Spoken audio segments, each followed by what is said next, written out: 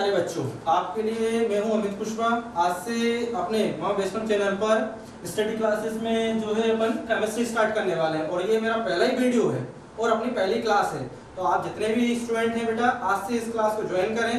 और दूसरी बात, सबसे मेन चीज़ है, चैनल को सब्सक्राइब और लाइक करना ना भूलें। ठीक है बेटा, तो अपन स्टार्ट करते हैं। देखो चैप्टर सबसे पहले थोड़ा सा बेसिक बता देता हूँ अपन को, क्योंकि क्या है अपनी बोर्ड क्लास है। तो बोर्ड क्लास में अगर आप स्ट्रेटेजी यूज नहीं करेंगे तो क्या होगा, पढ़ तो अपन लेंगे बराबर और पढ़ोगे भी आप ठीक ठाक, लेकिन क्या होगा, जो स्ट्रेटेजी वाला बच्चा होता है सब बच्चे पढ़ते हैं बराबर, लेकिन जो जैसे दो बच्चे हैं, मान ले एक ये बच्चा है और एक ये बच्चा है, थोड़ा सा समझ ले बेटा, फिर अपन स्टार्ट करते हैं ना।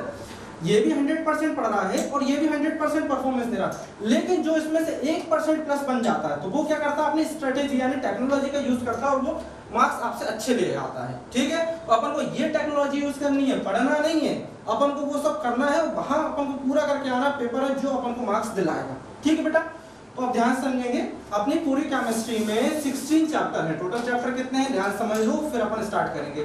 टोटल चैप्टर है आपके कितने, 16। ठीक, इस चैप्टर, इन 16 चैप्टर में से कुछ ऑब्जेक्टिव चैप्टर हैं। तो ऑब्जेक्टिव चैप्टर जो है अपन जब अपने पेपर नजदीक आएंगे हम उस समय लेंगे, मैं पहले आपको बता दे रहा हूँ सिलेबस वाइज। ठीक है, अभी हम वो चैप्टर लेंगे जिन पर मार्क्स वेटेज ज्यादा है और जो आपको अच्छे स्कोर करा सकते हैं और जो आपको इजीली लर्न भी हो जाएंगे और समझ में भी आ जाएंगे। जिसमें अपन देखो फर्स्ट चैप्टर अभी नहीं करेंगे क्योंकि ये आपका ऑब्जेक्टिव टाइप का है बेटा। ठीक है, सेकंड चैप्टर अपन इसके बाद देखेंगे जो है आपका सॉल्यूशन, जिसको अपन बोलते हैं बिलियन हिंदी में। तो दोनों में कोशिश करूंगा कि आपको हिंदी और इंग्लिश दोनों में समझ में आए ताकि आप भी क्लियर हो जाए। क्योंकि क्या होता है, कुछ बच्चे इंग्लिश में पूरा नहीं समझ पाते तो कुछ बच्चे हिंदी में पूरा नहीं समझ पाते। तो अपन कोशिश करेंगे दोनों चैप्टर, दोनों लैंग्वेज को मिक्स करके आगे बढ़ेंगे। ठीक, आज अपन स्टार्ट करने वाले हैं चैप्टर नंबर 3। यहां से अपन स्टार्ट कर रहे हैं। अब ये नहीं कि मैं आपको ये दो चैप्टर नहीं कराऊंगा, बट क्या है अभी हम स्टार्ट कर रहे हैं कहां से, चैप्टर नंबर 3 से। तो उसके बाद हम आगे चलेंगे जैसे जैसे मैं बताता हूँ, बस आपको मेरे को फॉलो करना है,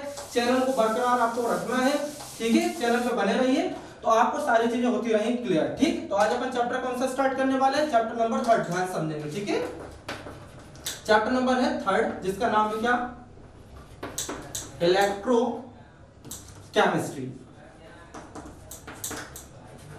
क्या बोलते हैं इसको अपन हिंदी में, विद्युत रसायन। ठीक, अब देखो ध्यान से, सीधा सीधा पहले हम थोड़ा सा एम समझ लें कि देखो अगर हम चैप्टर को टुकड़ों में तोड़ें तो यहाँ पर देखो दो वर्ड निकल के आ रहा है, एक इलेक्ट्रो जिसको हम बोल रहे हैं विद्युत, दूसरा कौन सा निकल के आ रहा है आपका केमिस्ट्री जिसको अपन बोलते हैं रसायन। तो केमिस्ट्री तो मैं आपको नहीं बताऊंगा बिकॉज आप हैं 12th क्लास में, सभी का बेसिक होगा क्लियर। तो हम सीधी सीधी भाषा में अपने चैप्टर की ओर चलते हैं जिसमें क्या बोला गया, विद्युत। तो हम ये बताना चाह रहे हैं कि केमिस्ट्री के अंदर विद्युत का क्या रोल है, यानी कि इस इलेक्ट्रो यानी इलेक्ट्रिसिटी का क्या रोल है, किस तरह केमिस्ट्री उस इलेक्ट्रिसिटी में आपके लिए काम आती है। ठीक बेटा, तो अपन सबसे पहले बात कर रहे हैं इसके अंदर, पहला टॉपिक जो है हमारा वो है, देखो भाई सबसे पहले हम बात करेंगे चालक, जिसको अपन बोलते हैं इंग्लिश में कंडक्टर। ठीक, व्हाट इज कंडक्टर या व्हाट इज चालक, तो ध्यान रखना, चालक वे पदार्थ होते हैं या फिर वे वस्तुएं होती हैं जो अपने अंदर से विद्युत धारा को प्रवाहित होने देती हैं। वैसे अगर हम थोड़ा सा पिछली क्लास में चले, आपने 9th 10th में पढ़ा होगा कि चालक वे पदार्थ होते हैं जो अपने अंदर से किसको, हीट को यानी कि ऊष्मा को और किसको, धारा को यानी कि करंट को फ्लो होने दें, क्या कहलाते हैं वो आपके चालक कहलाते हैं। लेकिन मैं अभी आपको हीट के बारे में क्यों नहीं बता रहा हूं, क्योंकि अपन फिजिक्स लेके हुए नहीं चल रहे हैं, हम केवल पढ़ रहे हैं केमिस्ट्री। तो मैं आपको केवल करंट के बारे में ही बताऊंगा क्योंकि अपने पास वैसे भी टाइम बहुत कम बचा हुआ है पेपर के लिए। तो अपन मेन टॉपिक जो है आपको कर लेते हैं। और अगर आपको किसी टॉपिक में या कोई भी चीज अगर आपको समझ में नहीं आती है तो बिल्कुल आप अपने जो भी चैनल है अपना, उस पर अपने को क्या करना है, कमेंट करके आप बता दें। 2 दिन के अंदर आपका सॉल्यूशन, या हो सकता है नेक्स्ट डे आपका सॉल्यूशन हो सके, जितना हो सके मैं उतने फास्ट करने की कोशिश करूंगा। लेकिन ये सब आपके ऊपर डिपेंड करता है कि आपको पहले मुझे बताना पड़ेगा, क्योंकि मेरी नजरों में सब बच्चे होशियार हैं। होशियार का मतलब क्योंकि क्या है, ऑनलाइन क्लासेस हैं, तो ऑनलाइन क्लासेस में तो मैं आप सबको होशियार ही समझ रहा हूं और आप सब वैसे भी हैं। बस अगर कोई डाउट निकल के आता तो आप बिल्कुल कमेंट करें, मैं आपको क्लियर करूंगा। ठीक है बेटा, चलो। तो चालक में मैंने क्या लिखा कि जो क्या करते हैं, धारा को क्या करते हैं, अपने अंदर से प्रवाहित होने देते हैं। क्या कहलाते हैं वो आपके, चालक कहलाते हैं। अब कहानी ये आती है कि भाई धारा प्रवाहित होने देते हैं, मगर ये प्रवाहित होने क्यों देते हैं, ऐसी इनके अंदर कौन सी चीजें होती है, क्या इसके अंदर कहानी होती है जिसकी वजह से ये ऐसा करते हैं, तो वो समझ लेते हैं। देखो बेटा, चालक अगर हम बात करें इस चैप्टर में, चालक को दो भागों में बांटा गया है। पहला है आपका धात्विक, जिसको बोलते हैं अपन मेटेलिक, और दूसरा कौन सा है, विद्युत अपघट्य घटनीय चालक, जिसको बोलते हैं अपन क्या, इलेक्ट्रोलाइटिक। ठीक, ये वाला कौन से होते हैं, वे सभी धातुएं जो अपने अंदर से विद्युत धारा को प्रभावित होने देती हैं, क्या कहलाती हैं, वो आपकी धात्विक चालक कहलाती हैं। और ये कौन से होते हैं, वे चालक जो अपनी पिघली हुई अवस्था या फिर जो जलीय विलयन में से क्या करते हैं, विद्युत धारा को प्रभावित होने देते हैं, क्या कहलाते हैं, वो आपके विद्युत अपघटनी या फिर इलेक्ट्रोलाइटिक कंडक्टर कहलाते हैं। ध्यान रहेगा, एक बार फिर से समझ लो बेटा डेफिनेशन, और जो डेफिनेशन है वो आपको जल्द से जल्द नोट्स अवेलेबल कराएंगे, तो उसमें आपको लिखित में सारी डेफिनेशन मिल जाएगी। क्योंकि अब क्या है, अगर मैं बोल के भी लिखवाऊंगा या यहाँ लिख के दूंगा तो टाइम बचेगा, वीडियो कंज्यूम होगा और वीडियो बहुत ज्यादा लंबा हो जाएगा, और आपको 6-5 सब्जेक्ट जो भी हैं आपके कवर करने होते हैं, तो इतना डाटा आपके पास भी नहीं अवेलेबल होगा आप सब सब्जेक्ट को कवर कर सके उस डाटा के अंदर। ठीक, तो अपन कोशिश करेंगे कि वर्बली आप उस चीज को समझ लें। ठीक है बेटा, तो देखो क्या होते हैं धात्विक चालक, क्या होते हैं, वे चालक वे सभी धातुएं जो अपने अंदर से किसको प्रभावित करती हैं, विद्युत धारा को प्रवाहित करती हैं। और विद्युत अपघटनी चालक क्या होते हैं, जो अपनी पिघली हुई अवस्था यानी कि मोल्टिंग स्टेट, मोल्टेड स्टेट मतलब होता है पिघलने के बाद, या फिर उनके जलीय विलयन बोलते हैं वाटर सॉल्यूशन में से इलेक्ट्रिसिटी को क्या करते हैं, प्रवाहित होने देते हैं। क्या कहलाते हैं, वो आपके विद्युत अपघटनी चालक कहलाते हैं। अब थोड़ा सा हम एग्जांपल समझ लें। देखो, जैसे आप लोगों ने सुना होगा H2SO4 सल्फ्यूरिक एसिड, या फिर आप सुना होगा, आपने सभी ने पढ़ा है ZnSO4 जिंक सल्फेट, या फिर CuSO4 कॉपर सल्फेट। तो ये सारे के सारे क्या कहलाते हैं, आपके विद्युत अपघटनी चालक कहलाते हैं। ठीक, और धात्विक में तो सबको पता होगा, जैसे आयरन यानी कि लोहा, या फिर चांदी, या फिर आपका कौन सा हो जाएगा, कॉपर एक्सेट्रा, ये सारे मेटल्स सभी को पता है, वो सब समझते हैं, वो सब क्या होती है, आपके धात्विक चालक। इसमें देखो चांदी से बेटा एक चीज निकल के आई है, चांदी, तो इससे एक रिलेटेड क्वेश्चन है जो मेरे ख्याल से 2017 या 18 में 1 नंबर का पूछा गया था इसी चैप्टर से, कि सबसे अच्छा चालक कौन सा है। तो उसमें 4 ऑप्शन दिए गए थे, समझ लो वो 4 कौन कौन से थे। एक, चारों ने धातु दी थी, एक उन्होंने लोहा दिया था, एक उन्होंने चांदी दी थी, एक उन्होंने कॉपर दिया था, ठीक है, और फोर्थ ऑप्शन क्या दिया था उन्होंने, मान लेते जिंक, ये दिया था। कंफर्म नहीं मुझे ऑप्शन ये थे, लेकिन ये ध्यान रखना उस ऑप्शन में आपको चांदी पे टिक करना है। ध्यान रखना जितनी भी मेटल है उन सब में सबसे अच्छा जो कंडक्टर होता है, यानी सबसे अच्छा जो चालक होता है, वो क्या होती है, आपकी चांदी होती है। इस चीज का आप लोग नोट कर लें। सबसे मोस्ट ऑफ आईएमपी आप उठा के देखना प्रीवियस के पेपर, तो लगभग 10 से 15 बार ये क्वेश्चन पूछा गया है। 1 मार्क्स का आपका इस चैप्टर से आएगा क्वेश्चन, इसलिए मैंने बता दिया। ठीक, अब हम थोड़ा सा आगे चलते हैं। देखो भाई, अब ये क्यों अपने अंदर से विद्युत धारा प्रवाहित करते हैं, तो इसका एक रीजन और लिख लें, ये स्वतंत्र इलेक्ट्रॉन के द्वारा, अगर पेपर में पूछा जाता है कि धात्विक चालक विद्युत धारा का प्रवाह खालिस्तान के द्वारा करते हैं, तो एक नंबर क्वेश्चन फिर बनेगा, तो अपन को क्या बोलना है, ये किसके द्वारा करते हैं, इनके अंदर स्वतंत्र इलेक्ट्रॉन होते हैं, इसलिए ये विद्युत धारा को अपने अंदर से प्रवाहित करते हैं। अब बोला जाएगा, बच्चे बोल रहे होंगे सर विद्युत धारा ये भी कर रहा है प्रवाहित, तो क्या इनके अंदर भी इलेक्ट्रॉन होंगे, तो नहीं होंगे बिल्कुल भी।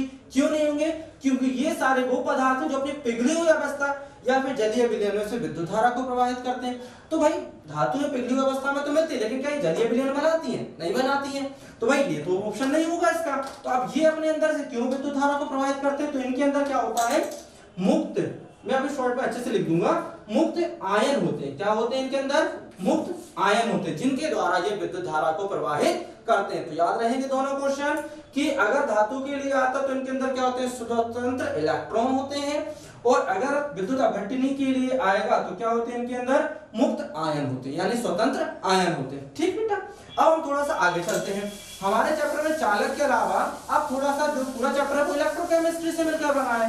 इलेक्ट्रो मतलब इलेक्ट्रो यानी विद्युत, और केमिस्ट्री यानी रसायन, तो हम इसके बारे में बात करेंगे। तो हमारा मेन टॉपिक अब आ जाता है विद्युत अपघटनी चालक। ध्यान से देखेंगे क्या बताई थी मैंने डेफिनेशन आपको, कि वे पदार्थ जो अपनी पिघली हुई अवस्था या फिर जलीय विलयन में से विद्युत धारा को प्रवाहित करते हैं, क्या कहलाते हैं, विद्युत अपघटनी चालक कहलाते हैं। ठीक है, अब हम नेक्स्ट टॉपिक पे आते हैं कि विद्युत अपघटनी चालक को दो भागों में बांटा गया है, वो समझ लो, पहला और दूसरा। तो पहला जो है हमारा वो है आपका प्रबल, शॉर्ट में लिख रहा हूं मैं, विद्युत अपघटनी चालक। ठीक, इसको बोलते हैं अपन स्ट्रॉन्ग इलेक्ट्रोलाइट, और ये होते हैं आपके कौन से, दुर्बल विद्युत अपघटनी चालक, जिसको अपन बोलेंगे वीक इलेक्ट्रोलाइट। ठीक, समझ में आए? अब हम थोड़ी सी इसकी डेफिनेशन पढ़ लें दोनों की, क्योंकि पेपर में ये क्वेश्चन टॉपिक पूछा गया है तो समझेंगे। देखो, प्रबल विद्युत अपघट्य क्या होते हैं कि वे विद्युत अपघट्य जो जल में घुलने पर, या वे विद्युत अपघट्य जो जल में घुलने पर पूर्ण रूप से आयनित हो जाते हैं। क्या हो जाते हैं? पूर्ण रूप से आयनित हो जाते हैं। ध्यान रखना, क्या कहलाएंगे वो आपके प्रबल विद्युत अपघट्य। याद रहेगा भाई सभी को कि वे विद्युत अपघट्य जिनको जलीय विलयन बनाने पर जो पूर्ण रूप से आयनित हो जाएंगे वो कहलाएंगे आपके कौन से, स्ट्रॉन्ग इलेक्ट्रोलाइट। ये कंप्लीटली आयनाइज्ड हो जाते हैं। क्या हो जाते हैं बेटा इंग्लिश में? They are completely ionised in water solution, that's called strong electrolyte. अब आते हैं अपन दुर्बल पर, जिसको बोलते हैं अपन वीक इलेक्ट्रोलाइट। तो जाहिर सी बात है वो थोड़े से कमजोर होंगे। अगर ये पूर्ण रूप से हो रहे होंगे तो ये पूर्ण रूप से नहीं होंगे, तो इनके लिए वर्ड आएगा आपका आंशिक। कौन से रूप से आयनित होते हैं? आंशिक। तो क्या बन जाए, परिभाषा बन जाए कि वे विद्युत अपघट्य जो जलीय विलयन में क्या होते हैं, आंशिक रूप से या पूर्ण रूप से आयनित नहीं होते। आंशिक रूप से आयनित होते हैं लेकिन पूर्ण रूप से आयनित नहीं होते। क्या कहलाते हैं वो आपके? दुर्बल विद्युत अपघट्य। अगर हम इंग्लिश में थोड़ा समझने की कोशिश करेंगे तो those are electrolytes which are partially dissolved in water solution या partially ionized in water solution। क्या होता है ये? partially मतलब आंशिक, या does not completely ionized in water solution, that's called weak electrolyte। Clear बेटा? अब हम थोड़ा सा और आगे चलते हैं। अब इसके बाद एक सभी ने सुना होगा ओम का नियम, इसी से रिलेटेड है, इसलिए मैं ये बता रहा हूँ आपको पहले। तो भाई अपन बात करते हैं, इसको रफ कर देता हूँ, चैप्टर 3 चल रहा है। ठीक है, मैं यहाँ लिख देता हूँ। अच्छा, याद रहेगा भाई पूरी क्लास में, क्योंकि कुछ बच्चे क्या होते हैं बीच में ज्वाइन हो जाते हैं तो कंफ्यूज होता है कौन सा चैप्टर पढ़ रहे हैं। मान लो कुछ वीडियो लेफ्ट होने के बाद, तो भाई चैप्टर नंबर हम 3 पढ़ रहे हैं, केमिस्ट्री तो खैर हटा देता हूँ, केमिस्ट्री क्लास तो मैंने चली रही है। तो हम किसका नियम पढ़ रहे हैं भाई? ध्यान से सुनेंगे, ओम का नियम। ओम का नियम इंग्लिश में हम इसको बोलते हैं ओम्स लॉ। हाँ, एक चीज और बेटा बच्चों ध्यान रखना, मेरी थोड़ी सी हिंदी इधर उधर चलती मात्राएं है ना, तो डजंट मैटर, मैं अपन को केमिस्ट्री समझनी, क्योंकि मैं थोड़ा इंग्लिश मीडियम से हूँ तो थोड़ा सा फोकस इंग्लिश पे करना पड़ता है और वो भी जाता है, बट थोड़ा सा आप लोग कोऑपरेट करें सभी लोग। कोशिश तो मैं अपनी तरफ से बेस्ट करूंगा हिंदी की, ठीक है, बट बाकी नोट्स में सब क्लियर मिलेगा आपको, बस थोड़ा सा कोऑपरेट करें। क्या होता है कभी कभी बच्चे कुछ सियाने होते हैं, पढ़ेंगे कम कमेंट्स ज्यादा करेंगे, तो भाई उस चीज का भी ध्यान रखें, है ना। बाकी देखो ऐसा है, कमेंट जो करेगा वो पढ़ने पे ध्यान तो रहेगा नहीं, जाहिर सी बात है, बाकी छोटी मोटी चीजों को मैं ध्यान देता नहीं हूँ। देखते हैं बेटा, देखो ध्यान से। तो ओम का नियम क्या कहता है, ध्यान सुनेंगे। ओम का नियम आप लोगों ने 10th क्लास में पढ़ा होगा, 9th क्लास में पढ़ा होगा, और शायद 11th क्लास में भी ओम का नियम है, चाहे वो फिजिक्स में मिला हो चाहे आपको केमिस्ट्री पोर्शन में मिला हो। तो ओम का नियम ध्यान सुनेंगे। ओम का नियम क्या कहता है, यदि किसी चालक की, चालक मतलब अभी अपन ने पढ़े थे दोनों चालक, यदि हम किसी भी चालक की भौतिक अवस्था में परिवर्तन ना करें, मैं लिख देता हूं फिर समझ लेना, यदि किसी चालक की कौन सी अवस्था, भौतिक, भौतिक में क्या आ जाएगा आपका लंबाई और क्या आ जाएगा आपका चौड़ाई में परिवर्तन ना किया जाए, में परिवर्तन ना किया जाए, तो उसमें प्रवाहित होने वाली विद्युत धारा उसके सिरों पर, किसके, चालक के सिरों पर लगाए गए या उत्पन्न विभवांतर के समानुपाती होती है। भाई इतना सा हमें याद रखना है, ये आपका ओम का नियम।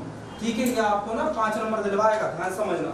क्या बोल रहा है, यदि किसी चालक की भौतिक अवस्था में परिवर्तन ना किया जाए, भौतिक में क्या आता है, फिजिकल स्टेट, ना तो उसकी लंबाई चेंज करेंगे हम, ना उसकी चौड़ाई को चेंज करेंगे, तो परिवर्तन ना किया जाए तो उसमें बहने वाली धारा या प्रवाहित होने वाली धारा उसके सिरों पर लगाए गए या फिर उत्पन्न विभवांतर की कैसी होती है, समानुपाती होती है। तो हम मान लेते हैं यहाँ पर, माना कि बहने वाली धारा कितनी है, कैपिटल आई है, और विभवांतर हम मान लेते कितना है, v है।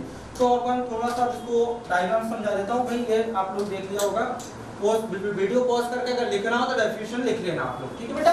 हम आगे चलते हैं, तो अब थोड़ा सा अपन इसे सॉल्व कर लेते हैं, ऊपर से करवा देता हूँ। देखो, तो अपन ने क्या माना धारा कितनी है आपकी, आई है, और विभवांतर यानी कि पोटेंशियल कितना है आपका, v है। तो ओम के नियम ने क्या कहा था, बहने वाली धारा उसमें उत्पन्न विभवांतर की कैसी होती है, समानुपाती होती है। तो I इज डायरेक्टली प्रोपोर्शनल क्या हो जाएगा, V, यानी I समानुपाती V। इसका मतलब यहाँ पर ये है कि अगर मैं धारा जितनी बहाऊंगा उसमें विभवांतर भी उतना उत्पन्न होगा, और अगर विभवांतर जितना उत्पन्न होगा धारा भी उतनी बढ़ेगी। क्यों, क्योंकि समानुपाती का मतलब होता है अगर इसे बढ़ाया जाएगा तो ये खुद ब खुद बढ़ेगा, और अगर इसे घटाया जाएगा तो ये खुद ब खुद घटेगा। ये जो डायरेक्टली प्रोपोर्शनल साइन दिख रहा है 10th क्लास से पढ़ा होगा, अल्फा वैसे 11 सबका क्लियर होगा, तो सबको पता होगा, इसको समानुपाती बोलते हैं। ठीक, तो ध्यान रहेंगे क्या होता है इसके समानुपाती। तो जैसे अगर ये बढ़ेगा तो ये बढ़ेगा, और ये घटेगा तो ये भी घटेगा। तो अगर धारा इसके समानुपाती है तो हम ऐसा भी तो लिख सकते हैं कि V समानुपाती I, कंडीशन एक ही है कि I जब समानुपाती V था तो V समानुपाती I भी होगा। अब इस समानुपाती के निशान को जब हटाएंगे तो यहाँ पर एक नियतांक आएगा, यानी कांस्टेंट आएगा, तो उस कांस्टेंट को हम R लिखेंगे। यहाँ पर ये जो R है हम यहाँ दिखाएंगे कि where R is resistance of conductor। इसको हिंदी में क्या बोलेंगे, जहां पर कैपिटल R चालक का, कंडक्टर को इंग्लिश में हिंदी में क्या बोलते हैं, चालक का क्या है, प्रतिरोध। अब इसके बाद हम प्रतिरोध पे चलने वाले, इसलिए मैंने पहले बता देता हूं, ठीक है। तो ये है आपका ओम का नियम, याद रहेगा क्या है, I समानुपाती है V के, तो जाहिर सी बात है V भी समानुपाती होगा किसके, I के।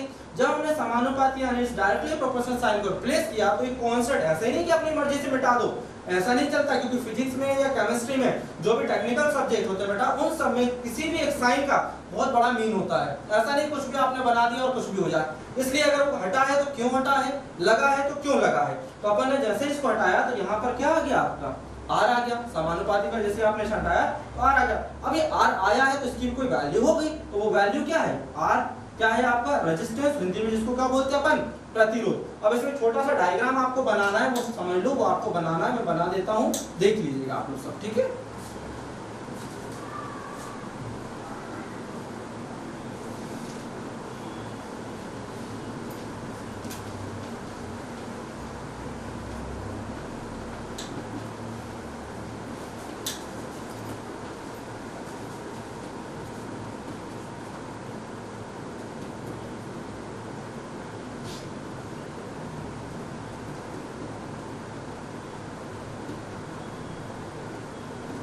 देखो बेटा, ये है आपका एक, मान लेते हैं हमने कोई सर्किट बनाया, जरूरी नहीं कि यही सर्किट हो, सर्किट कोई सा भी होगा, सभी में ओम का नियम अप्लाई होता है बेटा, जो भी सर्किट होगी। तो हमने मान लिया यहाँ पर एक लोड लगा है, लोड मतलब आप बल्ब लगा सकते हो, कोई भी एक ऐसा इक्विपमेंट जो इलेक्ट्रिसिटी कंज्यूम करके चलता है, मतलब इलेक्ट्रिसिटी से यूज होता है, ठीक है। वो बल्ब होती है, सीएफएल हो सकती है, कुछ भी, तो हमने उसे आरएक्स से रिप्रेजेंट किया है। अब यहाँ पर हमने एक बैटरी जोड़ दी इस पूरे सर्किट में, क्योंकि करंट देना पड़ेगा, क्योंकि पूरा नियम करंट पर डिपेंड है, तो हमने करंट दी, बैटरी को दिखा दिया, बैटरी प्लस और माइनस से रिप्रेजेंट कर दी। अब यहाँ से बहने वाली धारा हमने मान ली इसमें कितनी है, I, जो इससे होती हुई जा रही है, और ये अपन ने कुंजी यानी क्या है, स्विच का यूज किया, की, जिसको अपन ऑन और ऑफ कर सकते हैं, और इस तरह से ये नियम ड्राइव हो गया। ठीक भाई, ये चीज क्लियर हो गई सभी को। एक बार वीडियो पॉज करके आप लोग इसको कॉपी कर लीजिएगा, फिर हम थोड़ा सा आगे चलते हैं, एक टॉपिक और है। अब देखो भाई, एक नई चीज निकल के आई थी हमारे पास, क्या था वो, R क्या था आपका, प्रतिरोध। तो हम अब इसी को समझेंगे ओम के नियम के बाद, इससे रिलेटेड साथ में पूछ लिया जाए तो भाई ये भी, क्योंकि ये भी आपके प्रीवियस ईयर क्वेश्चन पेपर में पूछे गए हैं, ठीक। तो देखो अब अगला है अपना टॉपिक क्या है, प्रतिरोध।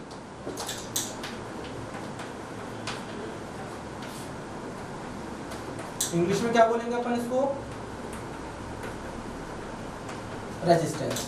ठीक है, देखो भाई रेजिस्टेंस क्या होता है, किसी भी चालक, किसी भी, ध्यान सुनिएगा डेफिनेशन, किसी भी चालक में जो धारा प्रवाह के मार्ग में रुकावट उत्पन्न करता है, किसी भी चालक के जो धारा प्रवाह के मार्ग में रुकावट उत्पन्न करता है उसे हम क्या बोलते हैं, प्रतिरोध बोलते हैं। चलो मैं लिख देता हूँ, कॉपी कर लीजिएगा आप लोग। किसी भी चालक में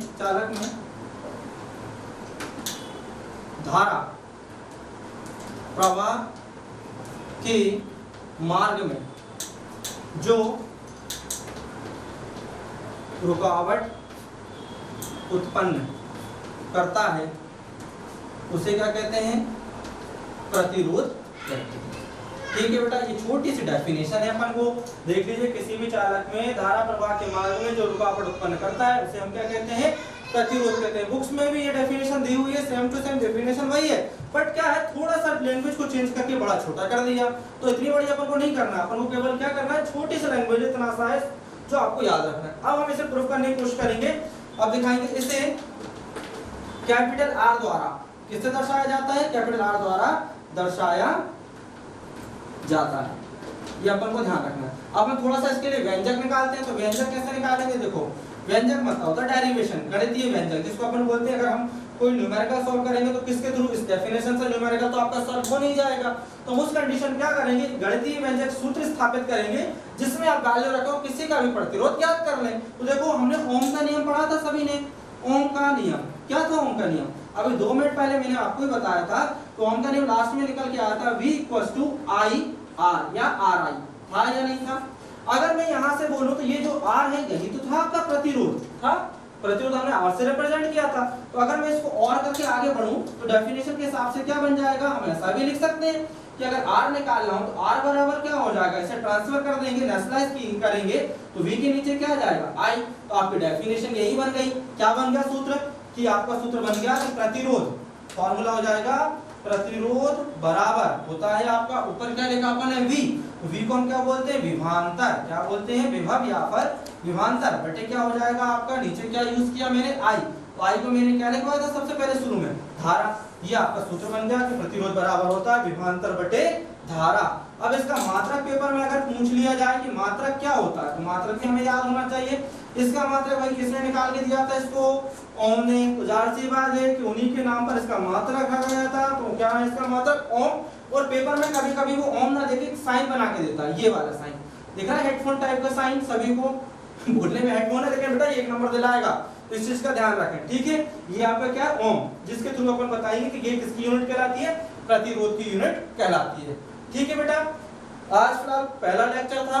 ठीक है, इतना आपका होगा क्लियर। अब आप लोग इसको स्टडी कर लें, ये शुरुआत थी, इससे रिलेटेड बड़े बड़े डेरिवेशन अपन आगे करेंगे।